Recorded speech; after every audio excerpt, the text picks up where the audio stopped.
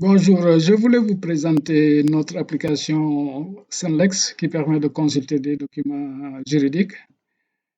En l'occurrence, cette version-là permet de consulter les journaux officiels. Quand on arrive sur l'interface, on a plusieurs champs qui vont nous servir de critères de recherche. On peut en combiner plusieurs ou ne pas en mettre aucun. Donc, si on fait par exemple rechercher, il va nous afficher simplement tous les documents qui se trouvent actuellement dans notre base de données. Ils sont au nombre de 1231. Ce qu'il faut savoir, c'est que là, on a des journaux officiels qui datent de 1960 jusqu'à nos jours. Et on a différentes thématiques déjà, sur quoi ça porte les journaux officiels en question. On peut avoir aussi les natures diplomatiques, donc est-ce qu'il s'agit de lois, de décrets, d'arrêtés, etc. Alors là, par exemple, supposons, on peut aussi faire une recherche à la date, mais c'est un peu plus compliqué parce qu'il faudrait qu'on connaisse exactement la date du document, mais ça permet de limiter vraiment les résultats. On peut aussi avoir une recherche par référence. Là, une référence, elle est unique. Donc, ça veut dire que si on connaît la référence, on a un seul document. Ça évite d'avoir à rechercher encore dans les résultats. Alors là, ce qu'on va faire déjà, c'est que je veux rechercher, supposons, je veux rechercher le mot-clé médicament.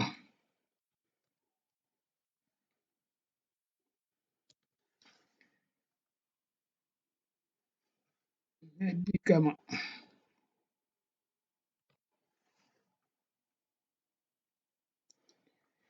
Donc, quand je recherche médicament, j'ai 64 résultats. Maintenant, à chaque fois, ce qu'il faut faire, c'est que quand on regarde ici, on a on a un intitulé qui peut nous renseigner sur la pertinence du document. Donc, si on prend, par exemple, on regarde ici, dès qu'on clique, on a une petite description en haut qui nous permet de mieux préciser le contenu du document, bien que ça ne soit pas, la description n'est pas très longue. Et quand on ouvre maintenant ici, si on sait que c'est le bon document, on pense que c'est le bon document, on peut cliquer sur ouvrir.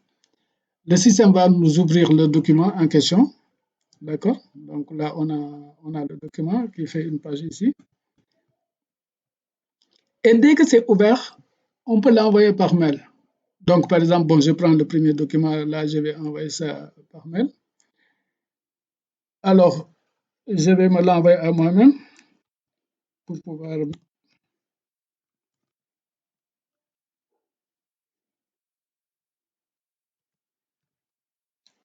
Donc, éventuellement, on peut en mettre plusieurs, on les sépare par des points virgules, par exemple. Alors, je mets par exemple simplement JO.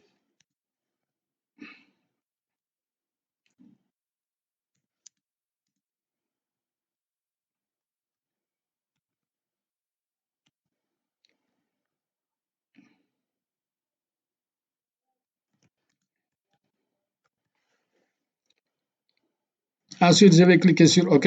Alors, il va envoyer ça par mail. Je vais attendre un peu.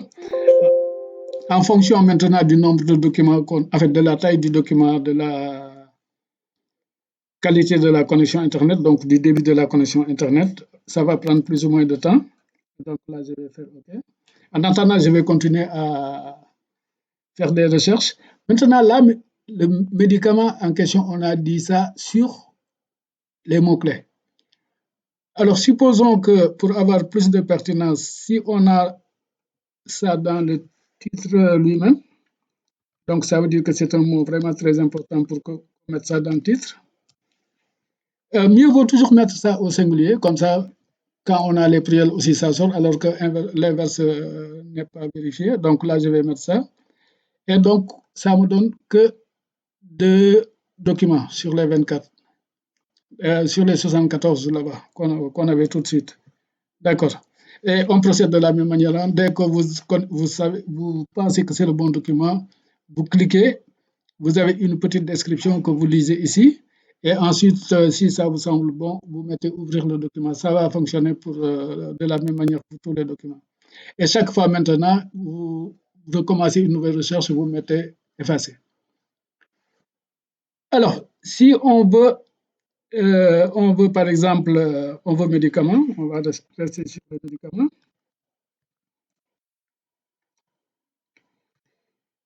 Mais cette fois-ci, on ne veut que les décrets. Donc là, par exemple, on va prendre ici décret, on va rechercher. Donc là, il n'y a pas de décret qui porte sur les médicaments. On va regarder pour les lois. Les lois aussi, il n'y en a pas. On regarde pour les arrêtés. Même chose, il n'y en a pas. Alors, on regarde maintenant les circulaires. Même chose, on n'en a pas. Alors, donc, on va regarder documentation. Pas du tout. Alors, j'ai mis bien médicaments. Non, non, non, justement, ce n'est pas le problème. Le problème, c'est que j'ai mal écrit ici. Donc, je vais mettre médicaments dans la documentation. On en a 7. Dans les décrets, on en a 32. Dans les lois, on en a 9, etc. D'accord. Je vais effacer ici. Donc, ça permet de réinitialiser les champs. Alors là, je vais mettre thématique. Je veux par exemple tout ce qui porte sur la thématique affaires étrangères, donc convention et traité.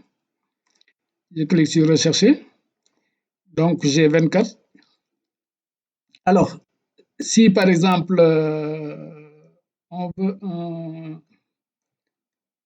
un décret, donc là, il y en a 9, etc. Donc, je vais effacer encore. Maintenant, on veut par exemple une référence. Bon, je mets par exemple la référence 8000. Donc, au maximum, on en a un. D'accord? Au maximum, on en a un. Si je veux les décrets, enfin, les JO à une date bien déterminée, donc je mets par exemple le 18.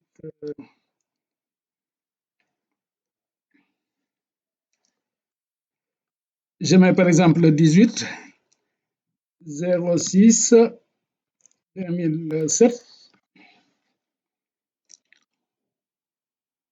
D'accord? Là, on en a un. Inspection générale d'État. Alors, c'est la même chose. Donc, si ça me convient, je vais ouvrir. Et donc, on a le document qui va faire plusieurs pages.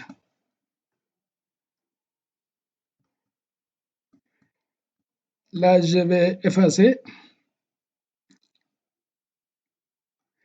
Alors, si on veut, par exemple, tous les décrets, on en a 744 sur les 1231, etc. Donc là, c'est vraiment très simple à utiliser dans la recherche de documents, sachant que pour le reste, on peut faire des mises à jour, donc on peut ajouter un document. On a des écrans qui permettent d'ajouter un document, mais généralement, c'est nous qui faisons le travail parce qu'on a les documents, mais si par hasard, l'utilisateur veut ajouter un document, il peut le faire. C'est les mêmes fonctions traditionnelles qu'on retrouve, donc on peut aussi faire une mise à jour, donc ça veut dire apporter des modifications. On fait une recherche, ensuite on peut cliquer pour modifier, donc si on fait ça, on peut sélectionner, si par exemple s'il y a une erreur ou quelque chose comme ça, on peut rajouter des choses au document. Là, je ne vais pas le faire, sinon ça va. D'accord? On peut faire une sauvegarde. Donc, quand on fait une sauvegarde, ça nous permet d'avoir quelque chose. Par exemple, on va créer un dossier sur le bureau. alors qu'on va appeler par exemple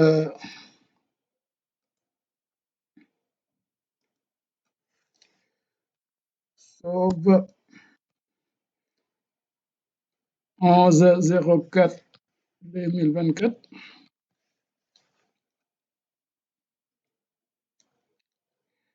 Ensuite, on va cliquer sur OK.